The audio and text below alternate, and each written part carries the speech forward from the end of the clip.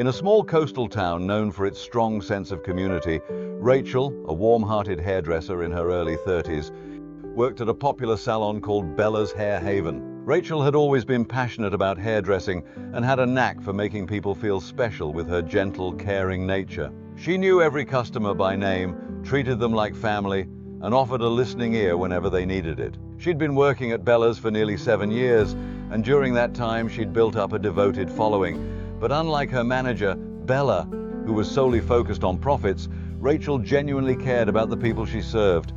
One morning on her way to the salon, Rachel stopped by a small diner to grab a coffee. As she walked in, she noticed Greg, a local man in his mid-50s who had once served in the military, sitting quietly by the window. Greg was known around town for his difficult post-service life, struggling with PTSD and financial hardship. Many in town respected him, but had noticed his reclusive behavior and growing sense of despair. His once proud spirit seemed dimmed by years of isolation and hardship. Rachel approached him with her usual bright smile. "Good morning, Greg. How's it going?" she asked, her voice warm and sincere. "Hi, Rachel," he replied, his smile barely lifting the corners of his lips. "Just hanging in there, you know." Rachel noticed that his beard was scruffy and his hair unkempt. Remembering the proud, well-groomed man he once was, she felt a pang of sympathy. "Greg, how about you come by the salon later? I'll give you a fresh haircut on the house," she offered. "Oh, Rachel, I couldn't ask you to do that," he replied, shaking his head. "Nonsense, it's my pleasure. Just drop by when you're ready." Greg nodded, his face softening, and agreed to come by. A few hours later, Greg entered Bella's Hair Haven, looking hesitant. Rachel welcomed him warmly, guiding him to her station and wrapping a cape around his shoulders. As she began trimming his hair, she chatted with him, sharing stories about the town, old memories, and laughter that echoed around the salon. Just as Rachel was finishing Greg's haircut, Bella, the salon's owner, walked in. Bella was a sharp, no-nonsense businesswoman, known for her obsession with the bottom line. Seeing Greg in the chair, she immediately frowned. "Rachel, is this gentleman going to pay for his service?" Bella asked, her tone cold. Rachel tried to explain. "Bella, I wanted to do something nice for Greg.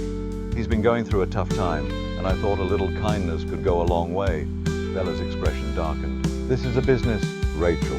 Not a charity. I don't care what he's going through. If he can't pay, he shouldn't be here," she snapped. "Bella, please, I'll cover the cost myself if that's the issue," Rachel replied, trying to stay calm. But Bella was unmoved. "If you're giving out freebies, then you don't respect this business. You're fired, Rachel." Rachel was taken aback. "Are you serious?" she whispered, disbelief in her voice. "Yes, Rachel, pack up your things. You're done here," Bella said, crossing her arms defiantly. Greg, visibly upset, tried to intervene. "This isn't right. Rachel didn't do anything wrong," he said. "Stay out of this," Bella snapped. Rachel, keeping her composure, gently placed a hand on Greg's shoulder, telling him it was okay. As Rachel packed her tools into a small bag, word of what happened started to spread. A few customers who'd been in the salon quietly left, shaking their heads in disbelief. By the time Rachel stepped out of the salon, a small crowd of townsfolk had already gathered. Greg, feeling deeply responsible, told a few people what had happened, and the news had spread like wildfire. One of the people in the crowd was Sarah, the town's mayor. Hearing about the incident, she quickly decided to take action.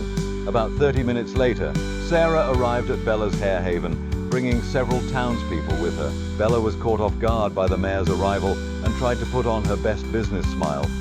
"Mayor Sarah, what an honor. What brings you to my salon?" Bella asked, her tone falsely cheerful.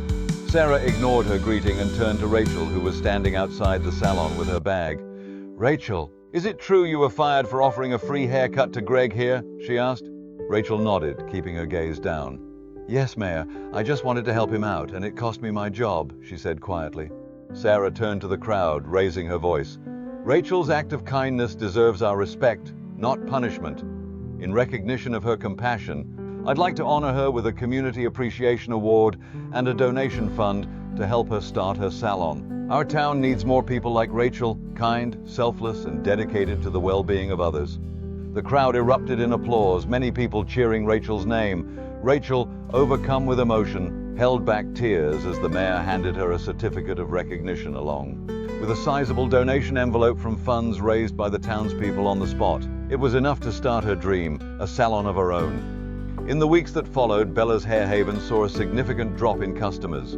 Many people in the town, disgusted by Bella's treatment of Rachel, decided to take their business elsewhere. Meanwhile, Rachel used the money from the mayor and the townspeople to rent a small space and open her salon, which she named Haven of Kindness.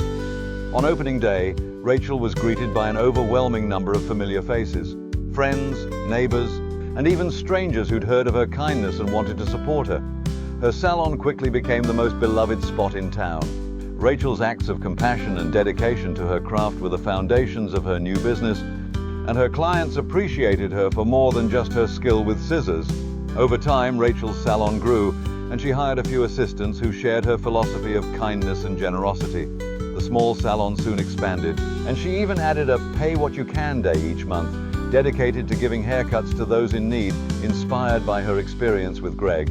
Bella, on the other hand, watched as her once thriving salon struggled to stay afloat. Customers had all but disappeared, and she eventually had to close her doors. Rachel's journey taught everyone a valuable lesson. True success isn't measured by money alone, but by the kindness we show to one another. Her simple act of generosity inspired an entire community, and in return, they helped her fulfill her dreams. Rachel's Haven of Kindness became a lasting legacy in the town, a testament to the power of compassion and the extraordinary impact of small acts of goodwill.